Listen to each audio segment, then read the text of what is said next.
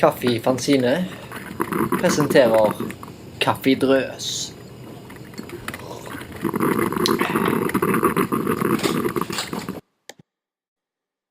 Oh yeah? Yeah. Do you want some water? No, we'll find some. It depends how much I talk, then I'll need some. Because now it's, let's see, it's 9:35, no? 9:37. 7, okay. But just turned over though. Yeah. So we're sitting now in Shabby. And we The have new Shabby. Yeah, the new Shabby. It's still new to me. 6 Have you months been now. No, I haven't been. I've been so little downtown. My life has been so chaotic lately. So You should be ashamed. I know. I am ashamed. I'm ashamed for a lot of reasons, and that's just the top of it. blowing off Martin for like months now. Right, let's do so. Yeah, okay, man, cool. Real soon. Well, we're both like that though. I know. We're like, we say yes to everything. Yeah, and then each blowing off each other, so it can be a long time before. Yeah, but here finally, we are. We're on the grass now, as you see. Yeah. For people that don't know how it looks. Yeah, it's like a putting green. It's like, mini golf. You know what used to be here though, right? Yeah. Like a sports store? Yeah. Kinda? Yeah. Oh, yeah. Was this their display area for? I think so. Probably for golf things or something. I don't know. I keep telling Vidar you should have like a mini golf thing. Yeah, here. I know. That So would be. Yeah. You could time off and you Yeah. can have the DVD shelf over there. Yeah, That's what's yeah. it called? Putting green? Putting green, Yeah, yeah. you just- Or a mini golf thing. You could have a windmill or a dinosaur or something. That would be cool. You look good, 'Cause Brian. Yeah, thank you. Yeah. Yeah, I'm getting, like I said, thinner than you. I came around Yeah, the yeah. corner on my bike and I'm like, who's that skinny fucker? Yeah, in the big fucking jacket. Yeah. Look like a peacock. Yeah, And, yeah. I'm doing a monologue before the interview starts. I'm just checking it's running. Okay. Yeah, it's still Yeah. fucking running. I'm gonna do like a monologue before, like blah blah blah, introducing all that. Mm-hmm. But Yeah. in case I forget something, Yeah. if a random devil on the street walked up to you and said, "Who the fuck are you?" What would you say? Oh my god. That's exactly what it's like. Yeah? You are the random devil on the street am. asking me because I'm sitting here just woke up. Who am I? Oh my god. I am, well, I guess the first thing I tell people when I meet them, for the last 20-something years is that I'm American. Which, it's funny because you usually wouldn't say that you're, you wouldn't say you're Norwegian. You say that when you're traveling, You don't go tell people, by the way, I'm Norwegian. Where you live, Yeah. especially. Yeah. So that's, of course, first thing you say, people here, then they wonder if you live here, then they wonder how long you've been here, then they wonder where you're from. So that's basically what I do out of reflex, is tell them where I'm from. Yeah. I'm from Boston. Yeah. But how long have you been living here? 23 years. And you still say, I'm an American or I'm from America? Yeah, because I'm an American citizen. And, I mean, even if I spoke Norwegian every day, which I don't, even if I did, I would still have this outrageous accent, and, Yeah. You're not going to get rid of that. And, I mean, I haven't after 23 years. And not just the accent, but really poor Norwegian grammar. Because, Norway's the worst place to learn Like grammar? Norwegian. Yeah. To learn Norwegian. Oh, yeah. Because, I mean, here I am talking to you, and you speak American. I told you that before, and so it's like, and then, then my situation before, my ex, we spoke English every day because I met her in the States. I speak English to my kids. It's the same as George. Yeah, George is my the best same. friend Yeah. and our common friend. Yeah.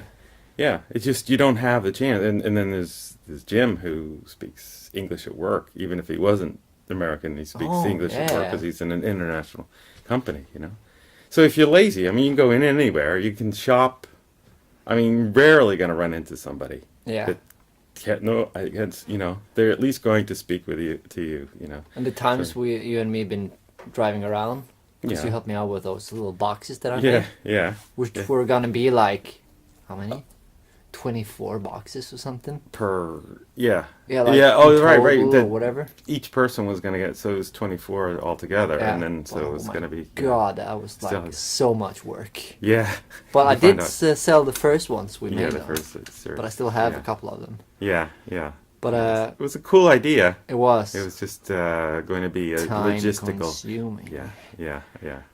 it's like anything. I mean, you get these great ideas, and it would be great if you had a big production company behind you. Yeah, because that, like, to make the, what's it called, the mock-up, Yeah, like, that's one thing. yeah, But to actually make all the fucking Yeah. things by hand yourself every time, yeah. that Yeah. is not the part that I plan. No, no, no. And you're gonna do that like Yeah. every month or whatever. I think I every made two Yeah. or three. Yeah. But that was like, So- fuck it. Like, Yeah. it was a hassle to Yeah, do yeah, stands and travel around with a fucking shitload of boxes. Yeah, that's the thing. Increased your size of Yes. for travel. Yeah, yeah. Well, yeah, it is live and learn. That's But the- maybe it's gonna be re-released in like around December as a Christmas thing, because it's a cool gift, Yeah, like, because it's already gift shaped. So. yeah, yeah. But my I point understand. being, all of this that I just said now, Yeah, when we were at the different places like Biltema or shops, yeah. you Right. you would like talk in Norwegian to the people behind the cash register. Yeah, yeah, But yeah, otherwise, yeah. it's- Yeah, but it's funny because I, this open mic thing that I do, and it's all Americans there. You know, Yeah. there's 4 or 5 of us, so everything is going in English. You know, and so there's some of the people that are there. You know, they just always speak English to me, and there was one time someone I know stopped by, and I started speaking Norwegian to them, and this kid, this guy I know, he goes, "Oh my God, I've never heard you speak Norwegian." You know, it's just so weird, you know. And then I'd experienced the same thing. I remember we had like, when I used to, we'd have guests and stuff, and so I'd be speaking Norwegian. And then one time I got a phone call from America, or someone, and they just heard me talking on the phone in English and just said, "Oh my God, it's like, that's the real Brian, It's Yeah. a different person, because Wait a minute, when we were talking on the well, phone they had always heard me speaking Norwegian, Oh, okay, yeah. and then they heard me on the phone speaking English, and then realizing, it's like, I like I said, being in Norway, it's the hardest place to learn the language. If you're English speaking, because Eastern Europeans, that are really bad at English, Yeah. worse than Norwegian and English, so they come here, so they get really good at learning Norwegian. Yeah. I mean, I've seen, there was this Polish carpentry guy that he was in charge of this other crew of Polish guys, and I thought he was Norwegian. And Oh, yeah, other even Norwegians, accent-wise. yeah, even other Norwegians said, yeah, he has just suddenly every now and then a little, but even then, it just, yeah. So, it's just weird to live in a place 20 odd years and still like, you that if just like traveled or Yeah. a few times, whatever, but you haven't lived abroad for long, but still can speak English better than I can speak Norwegian, Yeah, but I feel that especially in Norway, Mm. like when it comes to music, when it comes to Video games, I realized was the thing. that too. Yeah. Like that's- I had, Not maybe a generation or the kids younger than you. They Yeah.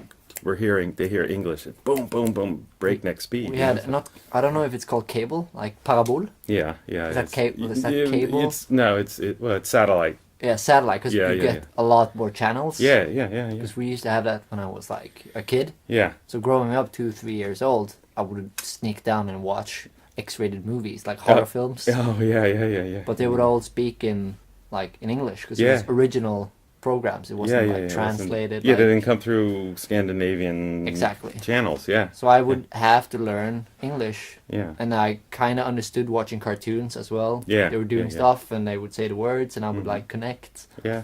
And it's funny that at a point, I learned a little bit of Italian when I was in Really? Italy. Yeah, and I was there with school, my art school. We had a summer thing. We were painting over there, and my teacher, she and her husband, she brought her husband and son along, and he said to me, the best way to learn a language, and I did this with Norwegian as well, Yeah. was by like Donald, Yeah. because you get pictures We, know? Yeah. I You know, see that. because otherwise it's boring textbooks or whatever. Learn Norwegian in 5 minutes a day kind Yeah. of thing, and it's just where is You got to do tasks and shit. yeah, and all this, but with this Donald, the little book things, Yeah. you get the picture and you get a thing, so it's like easy to digest and follow the thing. And Did you do that? Yeah, that's how Yeah. I learned what I did of Italian.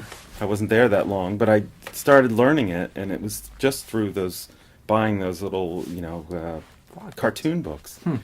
And You should do that in schools then. that's I mean, that's how a lot of people learn languages. You don't, like I said, I didn't take any classes in Norwegian. I had one sort of how to speak Norwegian book, that someone gave me, but that was, I'd look through that, and then then I just read like the cartoon books, and then I'd watch TV and then just hear it, and so you're speaking, using bad grammar and all that stuff, and then figuring it out as you go, But when you were reading the first time, Yeah. Donald Duck or Donald Yeah. Duck, Yeah. was it totally like gypsy to you? Like Yeah. was it Yeah. not understandable anything? Like the words, did they connect at all? Yeah, it's funny how, because, once you see those 4 new, or how many new letters, then then we realize it's only just 3-4 new sounds, that's no deal. But as soon as you see that spread out through, you're like, oh, what the fuck? It's like Russian, Egyptian. Then you realize, okay, there's only, and, then there's only like 20 something, you get the 26 new letters, which are basically the same sounds as the English, So it wasn't that hard once you sort of learn. But I was also living with a Norwegian, so I could ask and stuff. Yeah, of course. Yeah. It would be different if someone just gave you that book and you're just gonna like try to learn it. You'd have to and then if you don't hear it pronounced and you don't know how to pronounce those letters, because it's There's a lot of like social settings. I've been with other friends that are English speaking, and 90% of the people are Norwegians. Right. I would always address to everyone in English. Yeah. Because it's, especially if it's somebody new and they don't know jack shit how to speak English. Yeah. But a lot of Norwegians just run over them with Norwegian. Yeah. But like I said, this situation where, this is every Monday night for me for the last year, and like I said, there's 5 or 6 regular, and we're all Americans, not English. It's all Americans there. Is it you, Jim, and then there's Robert, and then this guy Steve, who's a sax player. Yeah, and then there's we're sort of the ones that are, the play instruments that are there, and then there's like a few others that, you stop in and see, but so there's, probably could. so open mic every Monday at Valhall. In Haugesund. For those abroad listeners. Which is a really cool thing. That's But why Mondays? Monday blues? Well, no. You know what it is? It started out this jam, and it's something that's been going on, and it happens in big cities actually. Yeah. And the reason it's Monday night is because jams are usually started by like real musicians, not guys like us, But I mean, there are real musicians there, and these are guys that play gigs on Fridays and Saturdays. Oh, right? Okay, yeah. And so that makes sense. Right. So so a lot of times on Monday, they'll go and to the club, and the equipment's still there, So they'll sort of Okay, now I see. Yeah, and or it's like they'll get together, and it's the night when they can do it. So that's why it's Monday night. Now it finally makes sense. Yeah. I'm like, why the fuck would it be on a Monday? Yeah, and it is like. It kind of works out cool because it's something that's a little alternative, so I don't think a lot of people are going to do that instead of something else going on a Friday or Saturday. So you're not competing with that. So it is the alternative that goes on in the week. And then, of course, it's based around like musicians, but then they realize, okay, this isn't a big city, so you can't, there's not that many, these musicians that go there, so or old enough to go there. Yeah, a lot of young that's ones. True. Yeah, so we wanted to. The people had been doing this for years, and it was, it's not a closed group, but it's a select group of people that like doing it. It's hard to make it go around, because the bar is not going to make any money on it, So they, someone got the idea before I got involved. They were like calling it an open mic, which is a different thing. That's like stand up, like amateur night. Yeah. Where but people it can be can whatever, come. Though. Yeah, that's why. Because we're even talking about like if someone wanted to read poetry or or stand up comedy or. I'm actually trying to set up something like that. I talked to Jim a little bit about it. Oh yeah. Well, that would be a great venue to sort of put them together. Also, we're not, we thought about making this open mic into maybe sort of a bit of a franchise where it could be like, of course, we'd love to stay at Valhall, but if they can't make it go around, we could move it somewhere else, because it's just a concept and it's people, and we've got this experience of doing it, So we could incorporate it with something else or have it on another night, or on a weekend night if we made it a real event of it and had an available spot. So that's something to think about, And like I said, they've been thinking it would be cool to sort of intersperse some stand-up comedy or some other sort of spoken word thing with the open mic, which I don't want to get into too much about. There is a difference between a jam and an open mic. A jam is basically, I think a lot of times jams are like a group will have their practice, and then they'll invite their friends, will come up and join them. So you basically have the core group and stuff. And so the ideal situation for these Monday nights is that sometimes we'll have an opening act. And they'll be the band, and then the people come and can join them. So you get this backing band, and then you get other people to play, But do you play like freestyle, or do they? Well, yeah, it's sometimes jam on top of their songs? Well, that's the other thing. You do have this sort of dichotomy, or this polarization. You got the guys that want to, and these are friends of mine, and we argue about it friendly and stuff, because you got these guys that are like, but that's sort of like this jazz sort of idea, freestyle. You just pick it, one guy starts, and the other one picks up the drummer picks up the rhythm, and then it's improv and stuff, and that's great, it's actually, if you can play it, it's really fun to be in it, I can imagine. Yeah, it is, but it's not that fun to listen to always, because it can drone on for a while. But sometimes it can be really cool to listen to, because you do get into a certain groove, though. And I think it's something cool, and I've been lucky enough to do it a few times, but I can't just do it anything, because I'm not that experienced. I can't just but a few times I've been in these really cool jams, and I watch the room empty out, because all the smokers go outside and everyone's going out and getting drinks and stuff like that, but it's fun as hell to play in, but because I've been listening to John Coltrane, what's it called again? Something with A, sonic, atonal jazz. Yeah, like it's one track that he gave out. It's like a 40-minute track. Oh, okay. It's like a free jam. Yeah. I was gonna impress you with that title. But listen to Coltrane. Yeah, that's amazing. But it was like, it was even more absurd than black metal. Yeah, it's really pretty intense. Bizarre. Yeah. And he's you ever heard of the group the Yardbirds? No. It's like Led Zeppelin. Jimmy Page was in them for a while, and think of all these names. But I suck with names. Yeah, I know, because and I could see the guy's face. Anyways, it was a legendary group that never was really big, but then they got their names from Coltrane. Do you know his nickname? No. It's oh shit. No, I don't know. It's a bird. It's about a chicken. It's because of chickens or something. Yeah. Sounds like it's my kind. No, it's like all your listeners are like going, "Oh my god, I can't believe you don't." You have to Google that later. Yeah. I didn't even know one of his most famous records on the spot now, like Coltrane. The one I'm trying to refer to. Yeah. I don't. Is it? Like, why do you have like when you read the name, it's like, that's. Yeah. It's. Yeah, I wish. I I'm can sure add there's a record around here somewhere with the.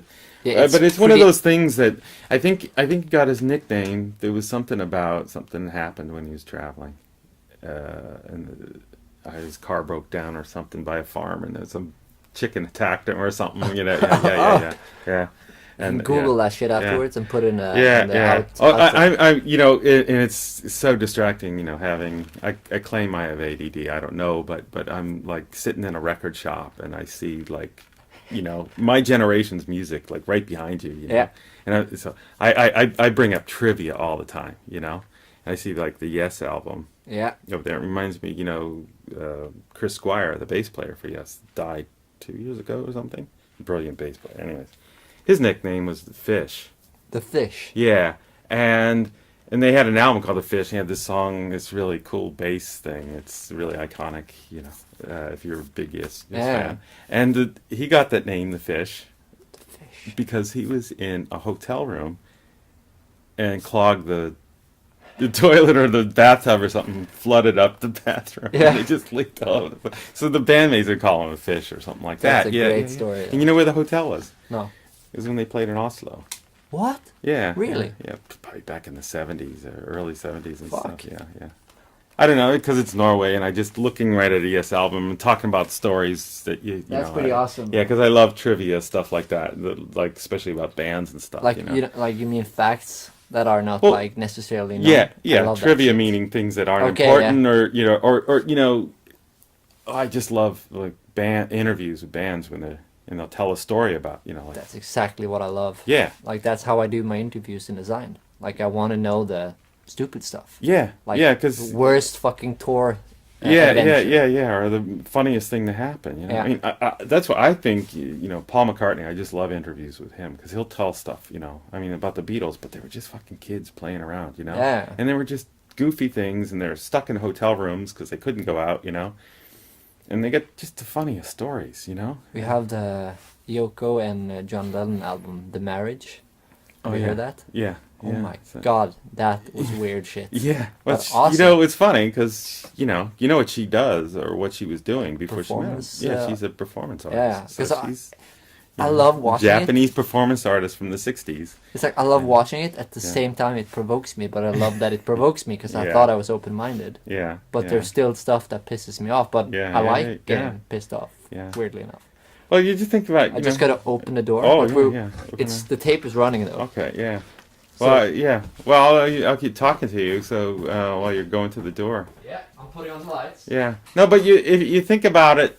What it must appeal to John Lennon, having been the most popular pop music of ever, and still legendary as far as popular, you know. And almost he was rebelling against that. Then he meets Yoko when they're at their top, or when they're which album, like era-ish. Well, I think it was in the late '60s. Shortly before they broke up. Of course she was blamed for it. I'm not going to claim that I know all this stuff, but I do know that she had an exhibition in London at this really cool gallery. And it was a lot of her installation stuff and conceptual art. So I want to see more of that. Yeah. Yeah, I'd like to, read up on it. But, and I think what it was, he came in, and she was there at the gallery. Maybe she was setting up, and he being John Lennon could get in anywhere, because if he showed up here, he wouldn't have to wait till the doors open, Yeah. So, he's dead, so he can come in. So, spirit. Yeah, but he went in, and there was just a ladder in the middle of the gallery, and then at the top there was a string with a magnifying glass hanging from it. Yeah. And so you get up there, you climb to the top of the ladder and take the magnifying glass, and you just saw this little something on the ceiling, you know. And you read it and it just said peace or love or something like that. Yeah. And it just, and I think he tells something like, I think that's when he fell in love with her or something, you know. But she wasn't in the room. She was in the gallery, yeah. Okay, yeah. I don't know if she to talk to him or anything, but, you know, I think maybe, yeah, I vaguely remember the story, but I just remember him telling about going up the ladder and that thing. And, you know, that would, like, never be accepted in Norway. Like, yeah, what's it called? HMS? Like, safety? Oh, yeah, that's right. Yeah, you would have to have harnesses, or each of the visitors would have to have a helmet and things like that, yeah. Kind of I think it's probably like that in England as well now, you know. Yeah. But, yeah. But did they, like, start dating, like, a short while after that? Or? I'm sure, yeah. He was probably, yeah. Like I said, I don't know, like, concrete facts about Beatles. I know a lot of stories like that. Do you think he liked performance art before he met Yoko? Or do you think he was so in love that he kind of... No, I think he went in there for some reason, and I don't, or if he was sick of being a pop icon. That's kind of actually what my takeaway from it was, that he gets involved with her and falls in love with this performance artist, you know, which is doing performance art in a way is so far from popular, you know. It's almost a rejection of, like, popular art, because it's getting away from, you know, paintings on a wall, you know, and saying art can be anything. It can be a lot of other stuff, and it's not just, you know, and it's, you know, it's almost like, and it's also not sellable, you know. People don't buy, you know, a ladder sit, you know, that kind of thing. And John Lennon being filthy, stinking rich by selling stuff that everybody wants. They want their records. They want, you know, they want to hear his songs on the radio. You know, he was like probably most, you know, some of the most famous people in the world at that time, you know, and still are, you know. And he's appealing, you know, he's just finding this thing which is, like, not, you know, the exact opposite, you know. Opposite attracts. Yeah, right. And then the stuff he was doing, you know, with, you know, Yoko and the Plastic Ono Band. I don't know if she was doing any audio, like, music stuff before she met him, or, you know, but it seemed to me that she thought, okay, we'll do music with him, but it's, you know, going to be conceptual. It's going to be more performance. It's really fucking which weird. They did, yeah. But I like it. Yeah. I put it on here sometimes when I have some friends over or customers, and they're like, what the fuck are you playing? Yeah. It's John Lennon, man. Yeah. Like, no, it's not. Yeah. But, you know, it sounds so, okay, that was so weird he got into it, but then you're thinking about what it is. It's like the ultimate in pop. Yeah. Embracing its exact opposite. You know, something that provokes people. Yeah. And offends them, or people, like, you know, still, like, you know, you probably don't get it completely, but you're intrigued by it. Yeah. You know? It's like, you know, it's not, you don't dance to it, you don't fall asleep to it, you don't, you know, you don't just put it in the background and listen to it calmly. It makes you, like, fucking think a lot. Yeah, and that's what I love. It might not be that, you know. I'm so appealed to the whole, like, when I went to the Bergen Art Book Fair last year, 2 years ago actually, there's this girl that's called Natalia. I don't remember her whole name, which is kind of again embarrassing. Yeah. But I did an album review of her first, like, solo record. Yeah. And it's all, like, super artsy stuff. Like, she makes sounds with her mouth and uses these buttons and reverbs. And, and I saw her live performance at the art gallery in Bergen, and all these people drinking wine and being all posh and stuff. And, like, they understand everything because they're a higher rank in society. But even those people couldn't take it. One song was like 15 minutes long, and it just kept like every time you thought you would, like, end it, they were like, you could kind of see their shoulders, like, okay, ready? Fucking finally, and then she would come back with all these sounds, and I was just standing there in the corner, enjoying it, like observing how people were pretending to like it, because it's like expected from those who are into art seriously. I almost, you wonder, it sounds like that was a bit of a performance on her part to, like, create that situation. Yeah. A bit of uncomfortable. I loved it. You know, that situation, because I know that situation, you know. I mean, I have, you know, to use a Norwegian word, you know, my artwork is stueren. Is that the right? Yeah. You know, it's not provocative. House clean? No, well, I guess it's like house trained. Like that's what I always assume that's with animals, like a dog or cat is stueren that can be inside. It's not a, you know, out. It's not a, you know, junkyard dog. You know, it's and that, you know, my stuff is not provocative. It's not. That's not all your stuff, though. No, it isn't. But I'm known for, you know, and so I'm at these galleries, and then, you know, they do, you know, an opening will be, you know, someone reading poetry, and I'm thinking, you know, I don't really get poetry. You know, I mean, I can get slam poetry, you know, that I can understand, you know, it's you know, it's saying something, but, you know, a thing about like culture or art or something, you know, it's like, I don't get that. And then everyone's around, and they're like, they got their either champagne, or if they're dry, or it's Sunday or something, it's, you know, the Moselle or something. Yeah, you know, but it's just all what a gallery opening should be. And I'm like, but I'm wondering how many of those people are thinking, what the fuck is going on? Yeah. Like, I don't. And those are the people that dare to go in. There's a lot of people like that tell me like, oh man, I like to go to the show. And I don't like. Because they think that you got to go into a gallery opening and you have to know exactly what to do and what to say, and people are going to ask you, what do you think about this? You know, it's like, just fucking go and look. This is my artwork. It's going to be hanging. Just go and look. And, and just to get last exhibition I had,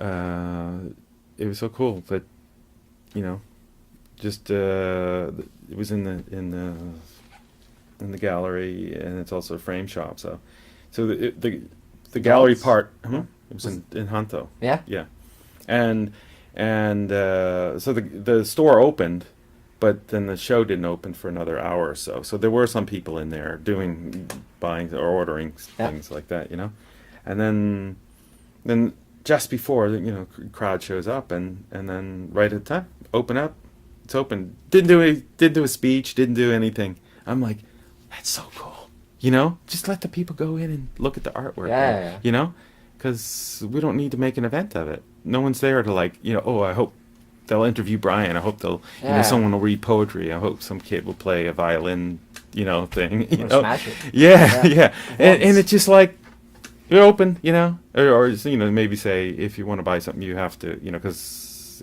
in a gallery you take contact with the gallery employees, not the artist.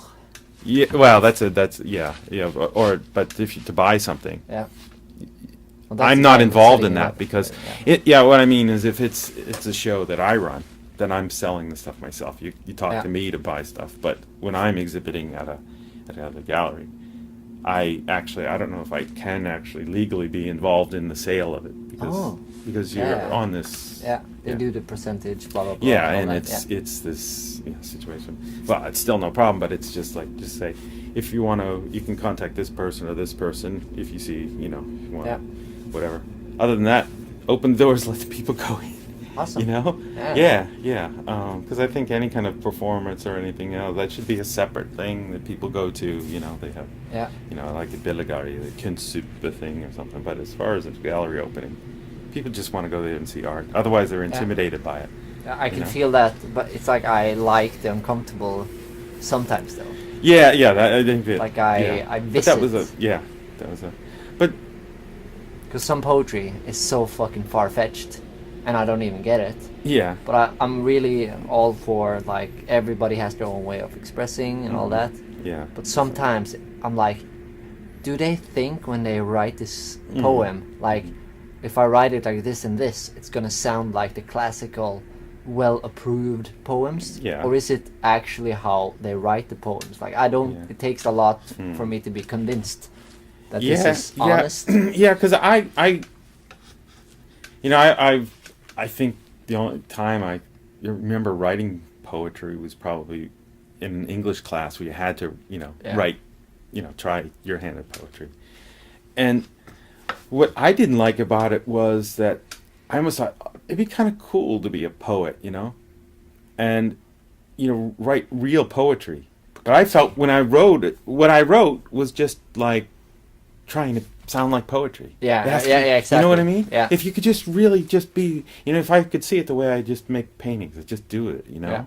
And, but if I probably maybe could enjoy it if I just felt this urge to write poetry, but not this like, I once was on a summer day, and and then finds out rhymes with that. Yeah. And I feel like a lot of poetry is someone's like, I want to write poetry, and that's great, but if you're going to be anything worth reading, it's got to be something that strikes a chord with something, not just some flowery. The first fucking poet that ever caught my attention was Bukowski. Yeah, he was so raw. Yeah, and it almost doesn't feel like poetry. It just sounds like a guy's diary, a little bit angry, a little bit sort of, perverted. Yeah. Dirty and real. Yeah, and that's kind of what I can appreciate there. You know? But I can't imagine him reading up his poetry at some clean, nice gallery. Yeah. But especially like not before he got like accepted, if you can quote unquote that. Yeah. But because a lot of the poetry I hear now at these kind of art galleries, they're so fucking boring. Yeah. Like I don't, as I mentioned before, I don't believe what they're saying. Yeah. And that's They have this formula that they think they have to follow, and if you don't follow that, you're not a poet. Yeah. And that's, and like I say, that's if I, got the urge to try poetry, I think that's what I would be trying to fight against. That I'm like, I just would be sitting there just trying to write what's a poem going to be sounding about. Yeah. And it's funny. When you watch it like a really bad movie or sort of, something amateur sort of thing, you realize that,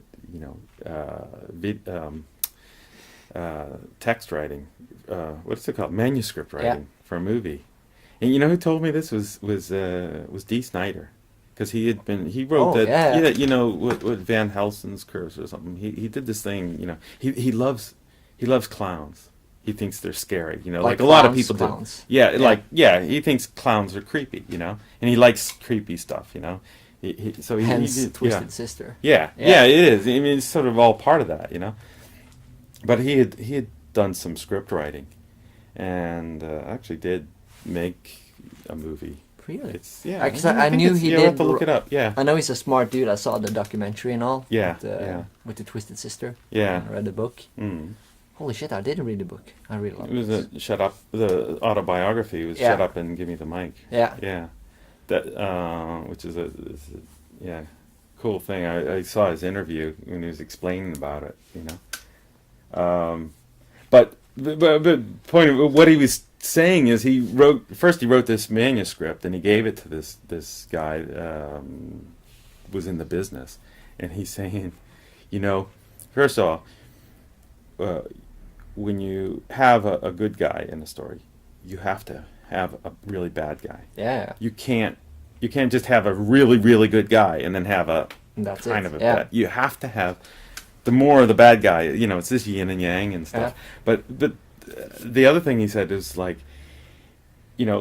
things that sound good in our head or that on paper, you have to read it out because if you see a really bad movie, someone the line was like, they wrote that out and didn't hear what it would sound like. It's like that's why they have loud readings. Yeah. Because out readings or readings, I don't know what you call it, like the meetings. Yeah.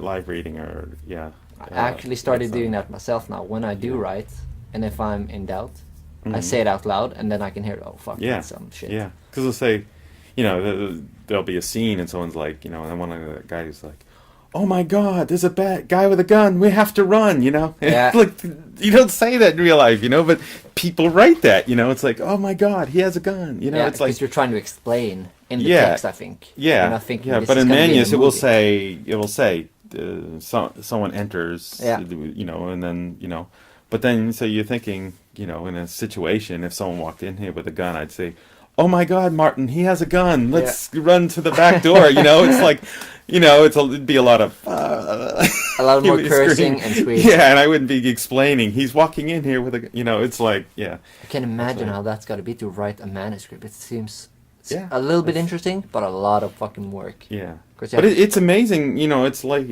like any discipline. You realize that you have authors, you know, good authors and bad authors, but you have authors, and then you have manuscript writers. Yeah, because I thought they all, like Jaws, like when they or Shining, which I actually heard Stephen King didn't even like the movie. Yeah, like in my opinion, it's one of the best movies. Yeah, but I always thought that. Inspired by the book. Yeah. And then I actually thought they would have the actual book and just open it. Okay. Now first time page. to do that scene. Now we do that scene and that. Yeah. Yeah, that's how I thought. Yeah. So when the manuscript, when people were talking, when I was younger and into movies. Yeah. I was like, what the fuck? They make a new one? Yeah. Yeah. They write the whole thing again and it's their movie? I didn't understand that word. Because you can't. You can't. Most books you can't make a movie from that exact book. It sounds like in your head, oh, that could be a movie and stuff, but you can't do exactly all the treatments. You have to. Have you read The Shining? No, I didn't read The Shining. But you know what movies I read at the same time they came out? Do you know the Garp movies? The Garp? Garp. Yeah, it was. Saying that, Robin Williams played it. It was really young, early in his career. It was just called Garp, but I think there wasn't a follow-up, was there? What is it about, though? Yeah, so weird. If I'm not mistaken, isn't it the same guy that wrote Hotel New Hampshire? I'm lost, dude.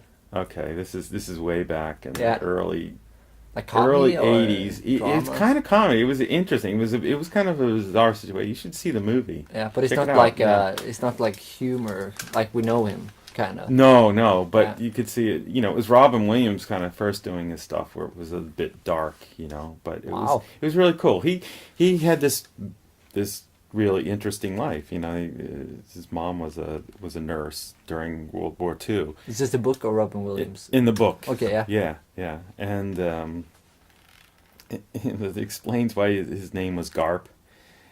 I think it rings a bell though. Yeah, and his mom was played by oh God, I can see her face, a real legendary actress. But it was Robin Williams, and it was a great role, and this.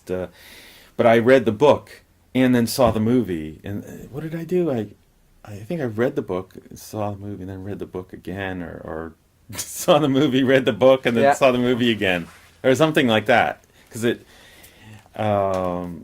and that was a really interesting experience. Because I just thought that writer and I wonder if that's John Adams, not John Adams, it's Adams, but. The interesting thing is he's from that was written. He went to this private boarding school, one of these New England sort of posh schools. Like in the book, it happened, and as well, Hotel New Hampshire is based on this hotel right in Portsmouth, New Hampshire. You know, where the guy in the movie, the show worked, in the book, and the author is from New Hampshire. I never met him or anything, but I felt a sort of connection there, you know, that it a lot of the stuff. But the book and the film compared. It was really different, but they were both, you know, had this odd sort of. It was comedy, but it wasn't a comedy, but it was humorous in a way, but it is sort of, you know, interesting story and. Yeah, but they both had their own merits. I realized that they were two totally different entities in their way, you know? That one could have been, it does happen sometimes. The book is a smash hit, and then the movie just doesn't take off, or the other way around, you know? And because I'm going backwards. I'm reading the books of the movies that are classic. Yeah. Because I saw the movies as a kid, because I never had the attention to read a book. Yeah. But now, last year now, I've been reading a lot of books. So I've been Shining, It, and that was really, like, the biggest project book-wise. It's 1,400 pages. Really? So it's like a fucking Bible, volume 3 kind of thing. Yeah. It's thick. And, but it was really good. Like, some of the scenes. Is that Stephen King? Yeah. that clown. Yeah, who lives in the sewer. Oh yeah, sewers. Yeah, yeah. Because they're making a remake of the movie It. It's called Pennywise. Oh. It's coming out this year. Yeah. So I saw some pictures from like the sets look amazing. Yeah. But how they made the clown It look looks a little bit stupid because he has this like a spoiler alert for the people that hasn't read the book. Yeah. It's like it doesn't say specifically, but it kind of refers to like It, the actual like entity, is like alien life form. Yeah. So I think they've spun on that and made It the clown as a character with kind of like a big alien head. So it's like a clown, but with a massive water-looking head. Yeah. It kind of looks stupid. Yeah. Doesn't look scary. It's like, why can't you just tone the head? Yeah. It's like a cone head, but just wider. wider. But I wonder if that's with intention or something. Yeah. That it's, because it almost seems like aliens maybe like misinterpreting, like they these clown things, and then say, oh, we'll make a clown, but that they don't really know. Yeah. It's like this. Like the cultural, so not getting really the sense of how a clown is supposed to look. Yeah, because I think there's some comedic writers have done something about that. Actually, Robin Williams again. There was a TV show that he got known in. It was, and his name was Mork, and he was from the planet Ork. Yeah. Mork and Mindy. Yeah. Silly comedy stuff, but he, it was this sitcom, in the 70s, and it was silly. But you realize this guy was a freaking genius. Because he created this character, and he was a stand-up comedian. They didn't know what to do, so they created. He was, sort of like the Superman thing, where he came down from another planet, and then he like tries to assimilate into human modern behavior. And he does it by watching TV during the day, And Mindy, she works in her father's music store or something, and she's just really straight-laced, really, normal girl, but she's like taking care of him, knows that if the government finds out she knows that she knows he's an alien, so she tries to help him, so a lot of times, and then people come over in these uncomfortable situations where he's pretending that, that he's normal and stuff, but he's watching TV, he's watching children's shows, he's watching everything and learning the language, learning the culture, but it's all through TV. So it's Robin Williams is brilliant. He would just blurt out all these like things from TV shows or children's things and using them in social life. Yeah, in the wrong way. Yeah. You know what I mean? It's like trying to learn about a culture, so you watch their TV. Yeah. And then so now I'm gonna go and I'm gonna use what I learn. And then you're like spouting. You're talking like you're crazy, man. Yeah. Was this going on for long? The series? Oh, it's a couple of years, How old was he around that? He was just maybe 20 or so. I mean, he was really young. You should try to. I'm sure there's something on you. It's called Mork and Mindy. So I've heard the name Mork and Mindy. Yeah. I don't know where, but I just it kind of sparked a memory. Yeah, and it's one of these things that when you realize what Robin Williams became, you can see the genius there. Yeah. But the show is silly and very 70s is it black and sitcom. White? No, it's color. Like fuzzy color, like old TV. Yeah, I'm sure depending on the quality of the whatever video you see. It was I hate it when they fix old. No, these were all filmed in color. Yeah. They were all in video or whatever and stuff in the 70s. It wasn't the 60s. You had half the shows were in color and some were in black and white. Yeah. But by the 70s, everything was in color. Late 60s, yeah. Because the worst thing I know is when it take old movies that were originally a little bit shitty quality. Yeah. But they make them into HD. Yeah. Re-release now. Yeah. I remember Woody Allen hated when these companies, when they started getting that technology to do that. He just hated the idea of that. And he even started making, he did a few movies in black and white. Yeah. Because he just loves it, He was almost at the time, I think, a rejection to that. Okay, you're going to colorize these old movies. I'm going to make black and white. Why don't you colorize my movies? I thought it was pretty cool. Yeah, and there is something, But then again, I see they do these, Depending on which movie, of course, I have to specify that. Yeah. But if they take an old movie that was originally like grainy and all, and like Home Alone, just to say a movie like it's not that old. Right. But when they re-release it and make it all crisp and clear, and it almost looks like you're in the movie, I like the distance. I like it being a movie. Yeah. But if they make a new movie like from now, like made now, then it's like a little bit different. Yeah. Unless they go... I think, it was kind of cool. There was a time in the 70s where... maybe, I don't know. It was more in the 60s. That I remember there were some TV shows that some of the episodes were black and white and others were in color.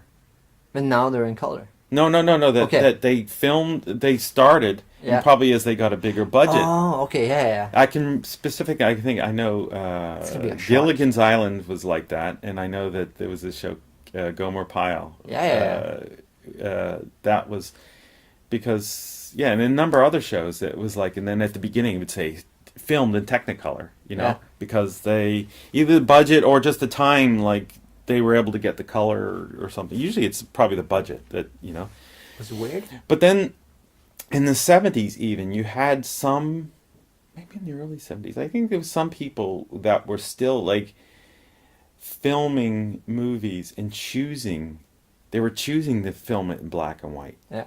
Because they could see, I think it must have been in the 70s, in the mid 70s, where people could see, well, black and white, no one's going to film in black and white because they have color. That's just the technology we have now. And a lot of guys were saying, I kind of miss that. There's this something you lose with the color, and they had these classic, the Fellini movies and the Swedish director, his movies, were just legendary, and they're in black and white, and they were almost stronger. So there was a few well-known directors who were filming, and then Woody Allen was doing that, but there was some others. And then there was a movie, I think it might have been a real early, You should have been at the Tusvar Skräckfest, the horror film festival. Yeah. Like 3 movies. Yeah. With specifically what you're just talking about now. Making it in black and white. Yeah. This one, I think it's like from, I don't know the name. It's like Islam country. I'm really bad with geographics. It's like a third world country. Yeah. Filming, And they made like 60s, 70s vibe. Yeah. But with the time of now. There's these mods, rockabilly. Oh yeah. Trying to like be an American kind of guy. Lou, what's it called? Not Lou Reed, but help me out. James Dean kind of character. Oh yeah. And this one girl in like what's it called? The suits they wear. The women wear the the dresses or something, but the hiding their faces. The hijab or hijab, but with the face open though. But the whole like dress the thing. Traditional from their okay. But skating down the street, and she's a vampire, and she loves listening to like old like records, like wave records, new wave. So it's, And that's filmed in like warm black and white. When the black is black, it's really black. Yeah. And also, tons of good shit. Yeah. No, it's no, that's it's kind of cool to like look back on that stuff and but I think we're talking about the colorization, but there's something different though that happens because it's not art related, but there's a lot of documentaries now showing like from World War I and World War II. Even the World War I movies, where everyone looked like they're walking fast because they would film it with a guy doing with a hand thing, so the film was a lot quicker. And then what they did is they could digitally slow it down or adjust the speed so people were walking and couldn't they just at a normal. Like turn that switch slower? Yeah, maybe, but or do you have but to do you remember when old films from the early 1900s? It looks like people are walking really quickly and stuff. Yeah, I don't know why, but I think it was just once it was, or maybe just showing on modern machines or different cameras. It in order to show the pictures in. But it seems like nowadays when you see it on TV, that it's digitalized, and then they can adjust the thing. But they've colorized a lot of these things, and it has this, when you're watching historical documentations, it becomes a lot more real, because you look at World War II and it just looks like something somebody wrote or made a story that could happen. Yeah. But when you see these colorized with it was very realistic, and you start to see these guys are just like us. They were just lived at that time, and they were living this hell. It was, it was real, and then the World War II things are even more, because there was a few things that were actually filmed in color in World War II, or I've seen few color photographs, but that was so rare, so expensive, and so difficult to do.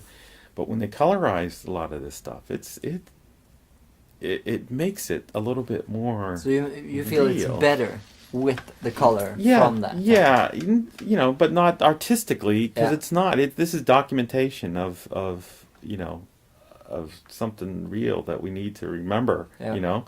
And I just got this more sense that this really did happen. Yeah, I love watching not just, documentaries. I really love watching like World War II documentaries, especially when they have the footage of like all the meetings with like the Gestapo, the Hitler thing, and all that stuff. Yeah, especially like stuff that's never been seen before. Yeah.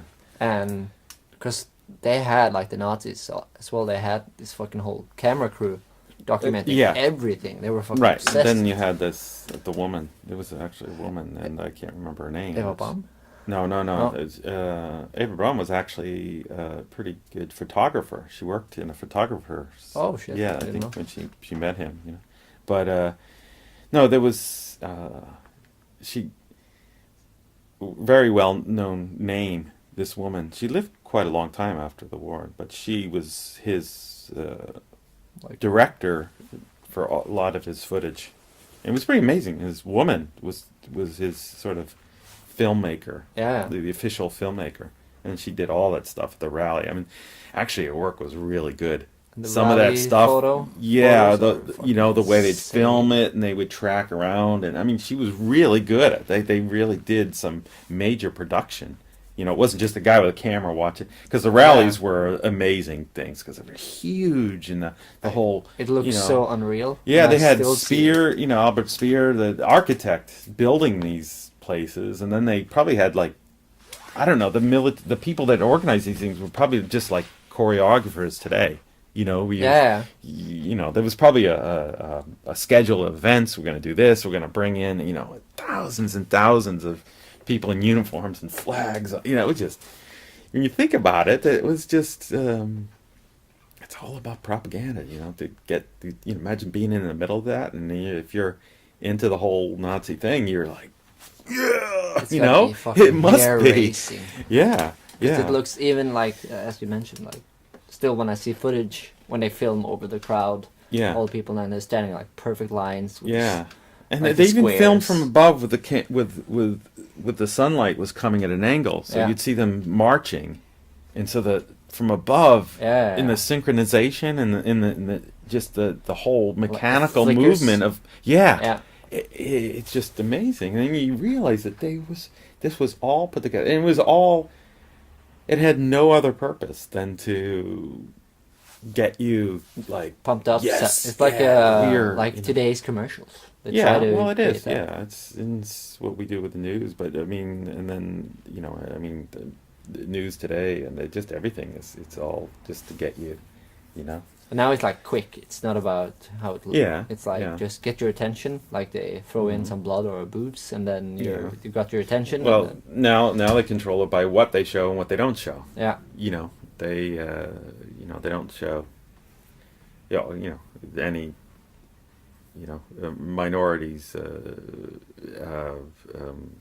rioting or doing anything, they show that, so it looks like they're the ones doing all this stuff. They don't show other things that are happening. So it's just so, but that's me getting cynical about everything. But it's nothing new, It's nothing new at all. It's what we're doing today. It's just now there's just so many more medium. Before they could control everything, put these movies out, and they'd even make movies.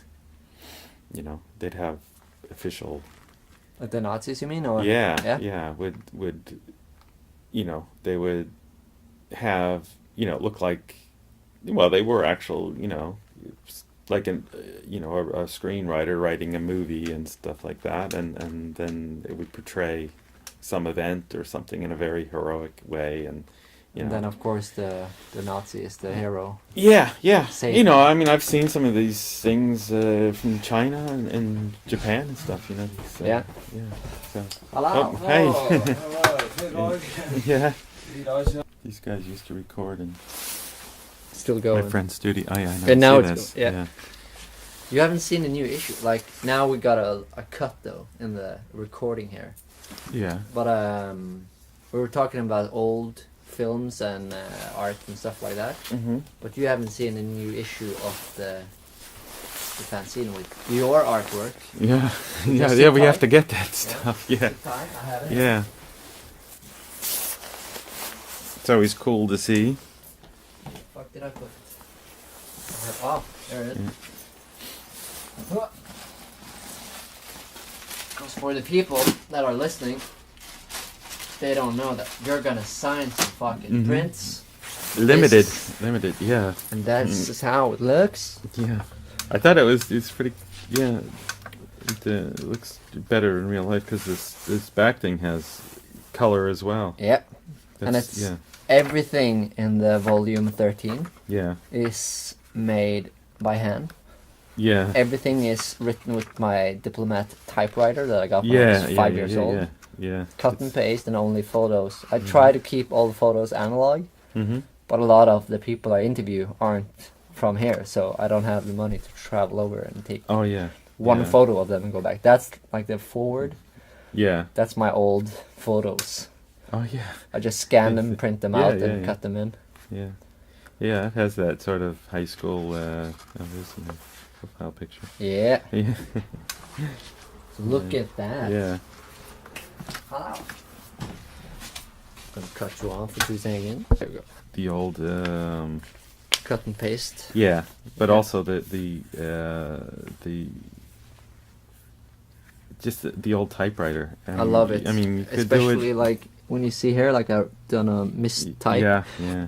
I just cross it over with a marker. Yeah, and then you got this. Yeah. It was like an and it's popped in there, Because sometimes if I write the wrong letter, I just go one back and type the right letter really hard on top of it. Yeah. Good. Or you do it a few times too. Yeah. Then they used to have those little things with white out on it. Yeah. You put it in there and Because it was just I have like an eraser button, but I have no idea how it works. a button on there. Yeah, it's like, you got the eraser button. Oh. Yeah, but I have no idea. No, but it's kind of cool with it. But did you? Probably hard to get now. They used to have these little pieces of paper or plastic, white plastic. Yeah, with white on it. Oh. And you would put it between. You put it over there, so you'd back up. Yeah. And then hit the same letter that you. Oh. So it would just stamp a white onto the. Oh shit. Yeah. So you'd have this. After a while, you'd have it. This white thing, and it'd have all these different letters that were, and you have to line up, where there was white, because after a while it lost the color, Yeah. Yeah, it was kind of cool. If you get a hold of it, it'd be kind of cool to correct with that, because you can still see it. It leaves the little indent, and it leaves it, and that was kind of like nice way of doing it, instead of putting, then they had the white out with the little, open it up, had the brush, and you brushed it on there. But I used to do some, but it always became like muddy. Yeah, like it's not a perfect thing. So I just I let people see the mistakes. Yeah, and it's cool because sometimes things don't. I love that line up and down, and down a little bit. And sometimes when I do the ding, the thing when you roll it back. Yeah. Sometimes it won't roll one line down. It goes halfway. Half a line. Yeah. So it's like all the way up in the other ones and kind of overlap. And then I see that. Yeah. So I like the best way to here you got some organic. Yeah. Here there's a regular. There's like a half that's tighter, and it almost looks a little like the paper moved a little bit. Yep. And I like when I do have a lot of text and it's only for a certain amount of page or space. Yeah. Then I, on purpose, do it close so I don't fully flick back that steel handle. I take it halfway. Okay. Yeah. Yeah. So I feel like a pro now, and yeah, you can. And the letter D and F is getting like sticky. So when I press D, it won't go all the way back. So I have to push it manually with my finger every time. Wow. So I actually noticed that when I write now, I try to avoid using the letter D and F. If I can write another word without the D, then I do it. Yeah. And it's funny because I can see your G has a little like in there, it gets in. Yeah. The G. It's all that little. It's not clean inside that little thing. Yeah. And the E's as well. The G. That's really cool because it makes this. You can pick it out. You see this dark dot. I love it. All and over especially the place, when you fucking print a hole through the whole paper, like you just smash it too hard. And what's fun fact about this, volume 13, all the pages are actually from one big painting that I made of 24 aquarelle papers. Yeah. So I made one giant painting with separate papers taped together. Yeah. And then I took all the tape off. Yeah. And I started from top left corner. Yeah. Page 1, page 2, and then so forth. Yeah. So it's all one painting. Yeah. Is how the magazine would look without. Oh. So it's this one. Yeah. It's the same, but it's without the pictures. Yeah. And my favorites are like these ones. Yeah. It's got more of the black in it. Yeah. Because I work with it's like aquarelle. Coffee, of course. Splattering and ink. That looks like black ink. Yeah. Like indie ink, we call it. So I fucking love. Yeah. I wanted people to actually realize how it looks. Yeah. Without all the. Do you have a picture of the full of the painting? Yeah. That's cool. And that's this one, like it's just called volume 13 because it's the Kaffi fanzine volume 13. Yeah. And it's also only 13 made, of course. Mm-hmm. And then I made a print A3 of the whole entire photo, hand numbered. Yeah. And it's called volume 13. Okay. And only 13. Yeah. Just to really make a spin out of 13. And 13 being the unlucky number is something you have to. I love it. Yeah. I got my driver's license first time. No. Friday the 13th. That's fucking amazing. Yeah. And I've never had an accident. Well, I hit things in my car, but but looked like a major accident. I backed into something, broke a light, and I had one ticket where I ran a orange light, red, yellow one. But, I just had to say, it's kind of cool that Bergen has the letters with the dark E and G. Yeah, they have that. It looked really cool. And that's why I like typewriter, just like that. Yeah. It actually looks just the typing. And the thing is, like, you see those letters, like the G is always dark, but then it varies. But if you use a text, if you choose a text on the computer, you get the same exact letter each time. So it's not going to be lighter or darker or a little bit, because the tape, the ribbon, can get old or varied or dark in one place. And I'm really lazy. Like I use the roll until it's fully used. Yeah. And when you roll it, like when all of it's on one side, I just flip it. Yeah, there's still some life in it. Yeah. And you just sometimes when it's slow, I just fucking push like smash those buttons. Yeah. And depending on what mood you're in, you can actually. That's another thing I really like about the typewriter. you can see which text was written when I had plenty of time and I was calm. And you could see when it was close into deadline or when I was like stressed. Like it's the pretty emotion. amazing that actually, because like visually follows through instead of just what the words you wrote, but it documents the mood you're in. Yeah. But it's a mechanic. It's like you have to hit it hard. And because we had typewriting in school. But that's the electric ones. Yeah. We half the class they didn't but they had those electric ones, and that was just so much easier because you accidentally hit it, and it was like bink, like shit. But then they had these other ones that had a ball. All the letters were on a sphere, this little globe like this, and it looked so fucking creepy because it'd have to spin. It would do that quick instead of the arm. Yeah. But was that mechanical or was it electric? It was electric.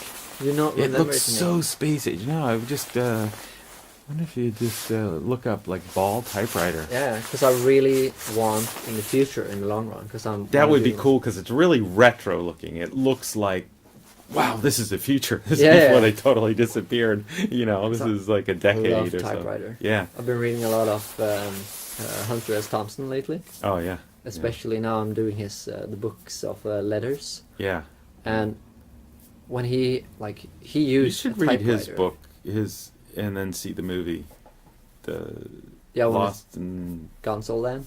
Yeah, or and then there's two versions. Johnny Depp does. You mean Fear and Loathing in Las Vegas? Yeah. I love that movie. Yeah. I haven't seen it in a while, so I'm going to read the book first, and then see the movie. Yeah, I was going to say, that reminded me of what we were talking about before. Yep. Good example of that, because, That's amazing. That's also that it's kind of autobiographical, or it's about him. I love that shit. But it's also written the way it goes. Yeah, it was crazy. Yeah, he's that kind of that fucks up reality and fiction. And it's his life, and he's just out of control, and because he used a typewriter all the way until he killed himself. Yeah, it was just 2000 something, I think.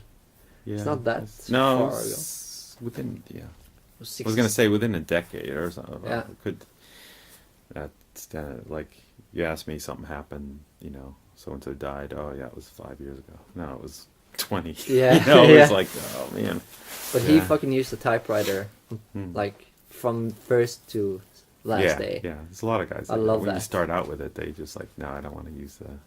I actually want to get myself one of those recorders with the small tape cassettes. Like you see, like detectives used that. Mini cassettes that were pretty. Yeah, I fucking love those things. Yeah. They look really cool, and it would look so like it would fit my. Yeah. I saw D had one in his car. He said, that's why I write my songs on. Fucking awesome. He'd sing into those. Yeah. And then he would go home and play guitar to it. Yeah, it's the same. Like I use my phone, like for a podcast or for recording something like a riff or something. Yeah. Oh, this is back, before, but he would have been he probably uses his phone now, but but probably all those, his songs. His iconic song was written on one of those, just singing into it. And it was one time he that's right, because he was a little embarrassed because he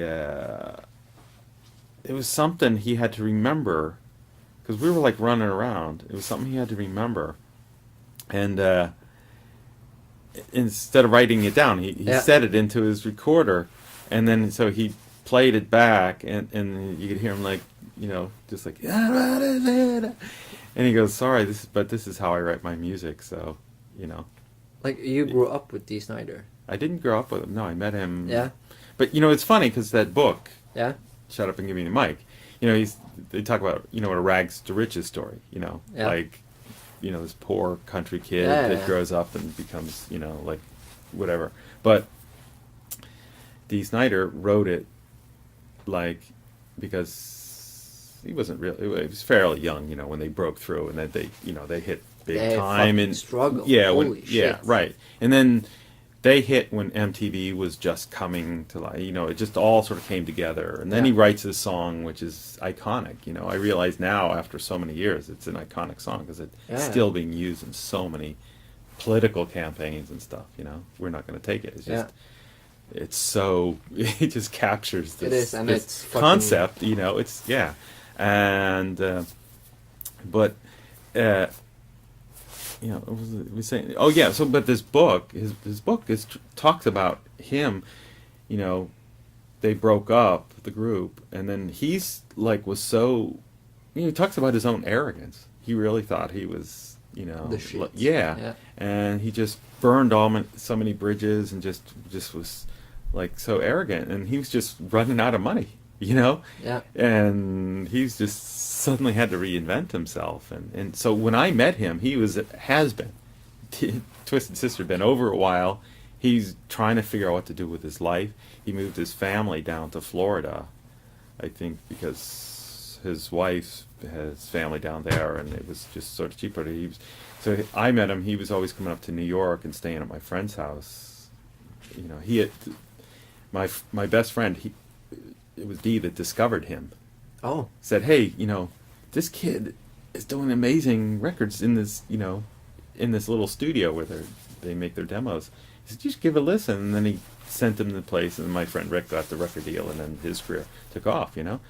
So when Dee's career fell apart, and he's trying to, Rick was helping him out, and sort of even produced this group that he had to put together called Widowmaker, which never really did anything, but you know, so he was living at Rick's house at the same time that I was, you know. Oh, okay, yeah. So I got to know him pretty well, and you know, we just hung out, and you know, I was just finished with art school, and you know, how old were you? I was 24, 25. Yeah. Were you like starstruck?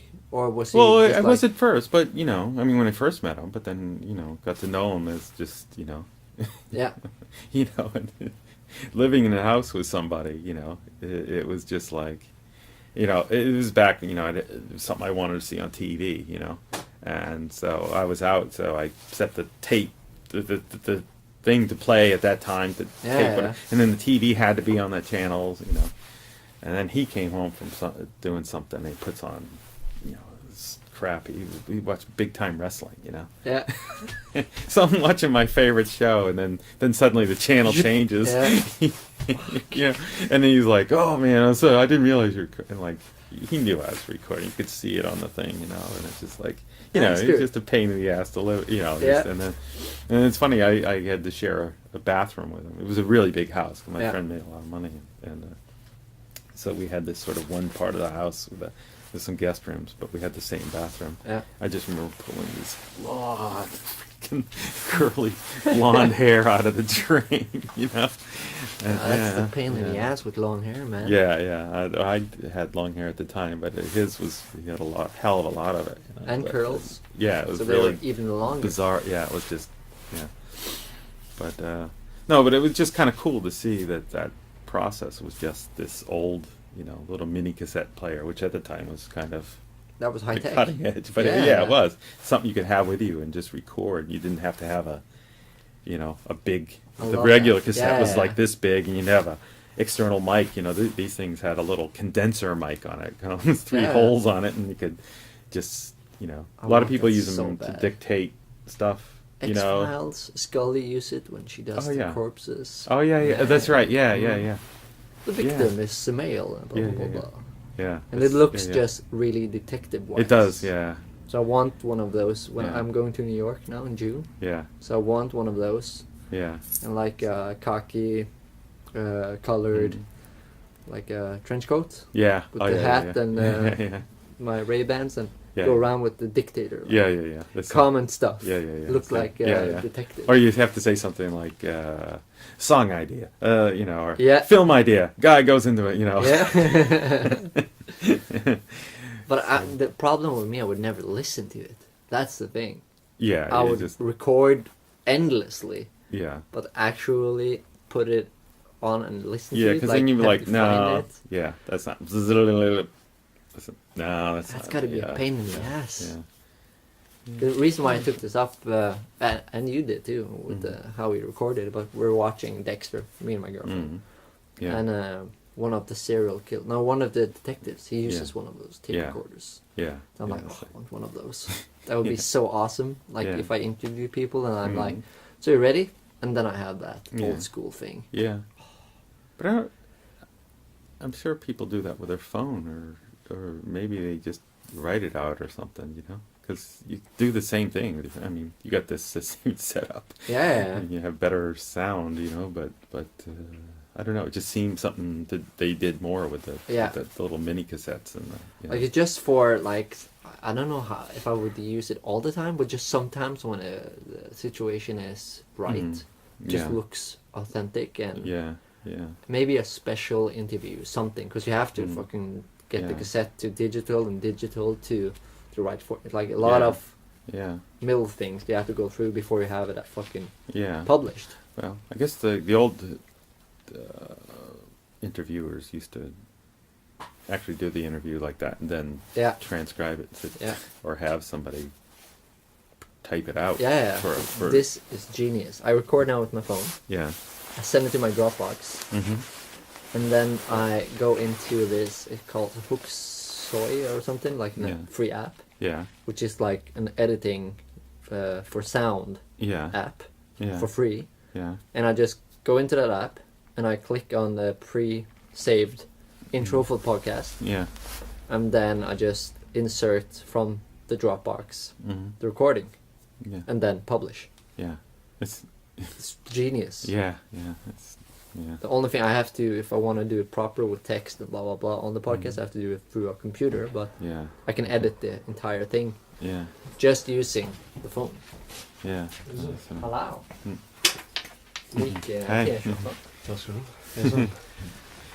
Yeah. So it's pretty amazing how easy it is to do it nowadays compared to like old days with cassettes and you have to do all that fucking extra work. Most guys did that, or people did it themselves, or unless you had a secretary that did it for you. Would be nice though to have something to edit. I could just record, but still I'm kind of stubborn guy. Yeah. No, I could say like I say, all my stuff is visual ideas, so I usually don't take a sketchbook and stuff, so so I'm not really reliant color on pencils that in your pockets. Yeah, or some people do that. Paint app. Yeah. Well, actually, they have these things on your phones. It's called a camera. Yeah. I just take a picture.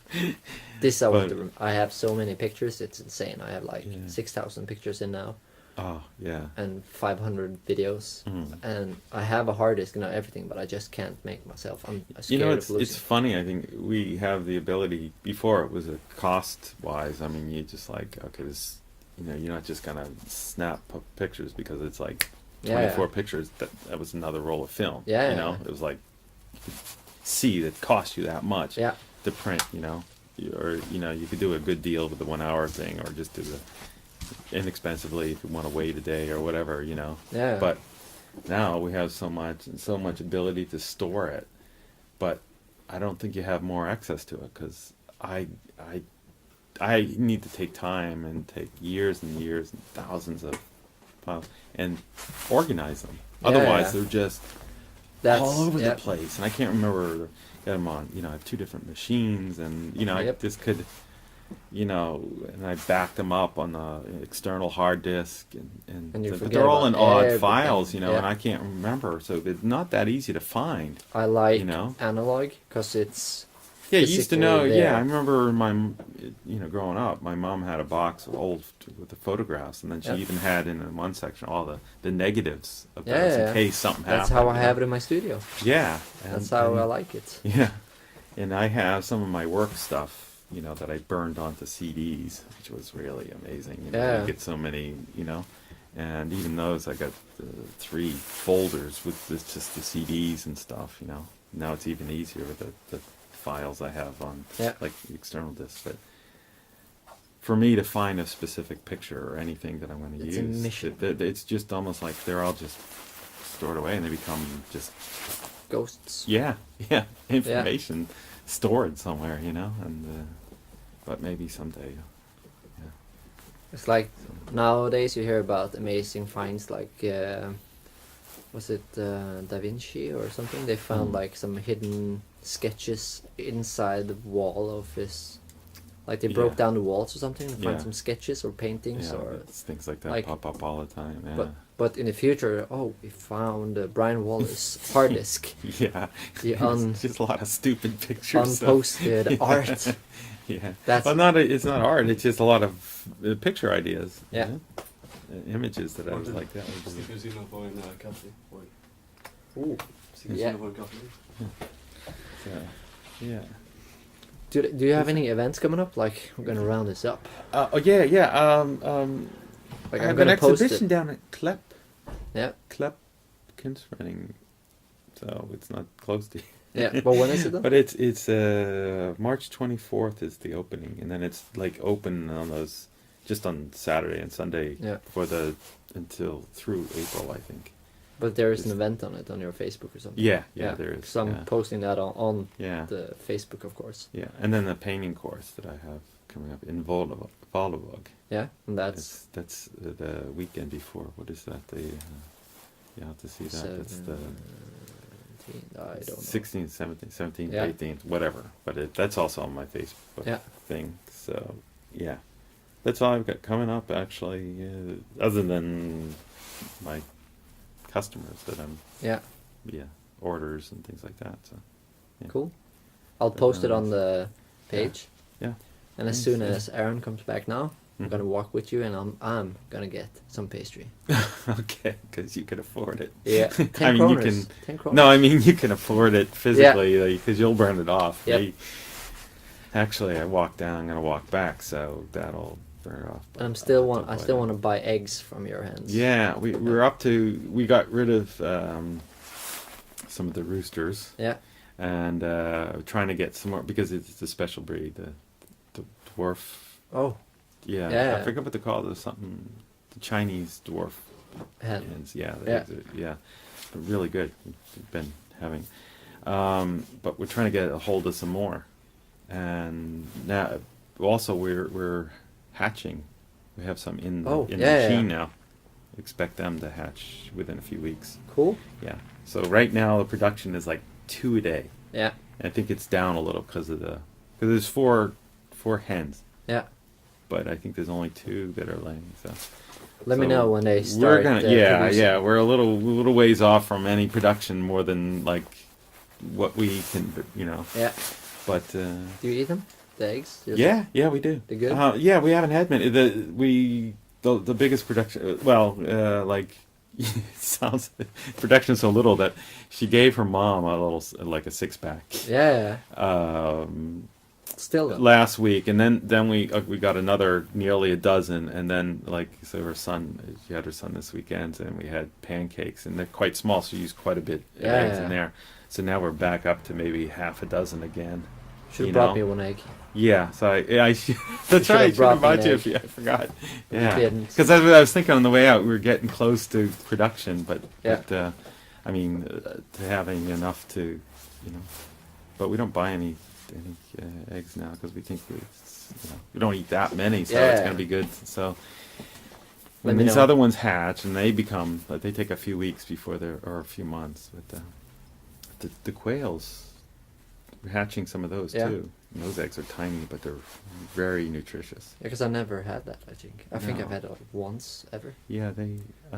Put some of those in my order. Yeah, because quail eggs. Yeah, but those almost because they live outside. They won't go into the little house, and they just. But as this cold hit, they stopped laying eggs, so maybe that'll pick up again. So can't wait. Yeah, it's kind of fun doing this production, but it seems like you're doing good in general in life, man. Yeah. I have this another hobby sort of thing, but also my new life situation, things that are. It's good. About fucking time. Yeah. It's. I'm gonna cut you off because I really want some pastry now. Yeah, I know. We're ready now. I thought we're waiting for him to come back. Thanks for this, Brian. And before you go, you gotta sign shit. Oh yeah, that's right. And if people want to see what he signs, you can go to the Instagram or to the Facebook page to see it. Any last words, Brian? Yes.